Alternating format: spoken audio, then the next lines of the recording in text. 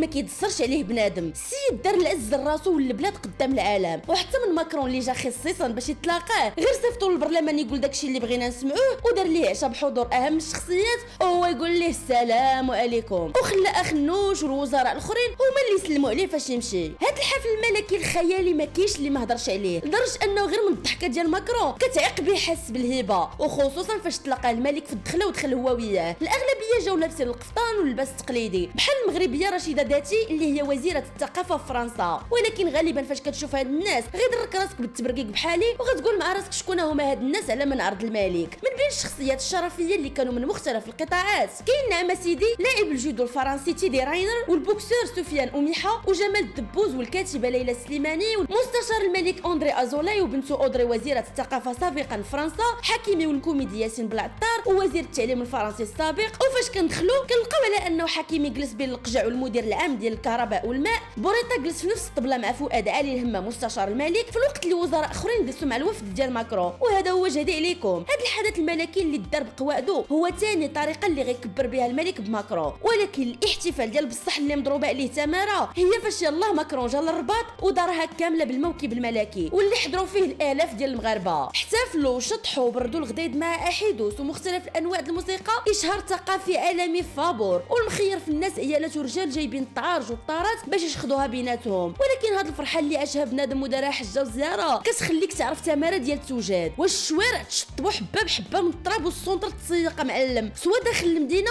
ولا خارج المدينه، وساعات قبل ما يوصلوا قدوا الاف الحواجز باش ينظموا الناس، والبوليس محال واش شافوا الناس ولا ضاقوه، حيت من غير انهم خصهم ينظموا حركه ديال السير باش ما يوقع حتى شي مشكل كان كيخصهم يتفرقوا على طول المدينه لدرجه كل 2 متر ما كاملاش كتلقى بوليسي. اما الصفيطات ديال البوليس ولاو لاعبين حابه تمشي وحده يجيو 10. هادشي بلا الماطر اللي كل شويه كان كيخصهم يضربوا دوره. كيبان لك ها اللي واقف راد البال، ها اللي هاز لما هو وصاحبو، والعلم الله شكين في دوك الوراق. هادشي كامل في جهه، وفاش كيدوز الملك حاجه اخرى، حيت معاه كيدخل المدينه كيخص البوليس يبقاو على القرص ويحضيو الشاده والفاده. وراه بربي الا تمرتهم كثر من البوليس ديال بريطانيا نهار تولى الملك تشارلز العرش. ما يمكنش كميه الهبه ديال الطوموبيل تحلف عليها الا ديال الاف بي اي وهزه غير الكاميرات ديال المصورين.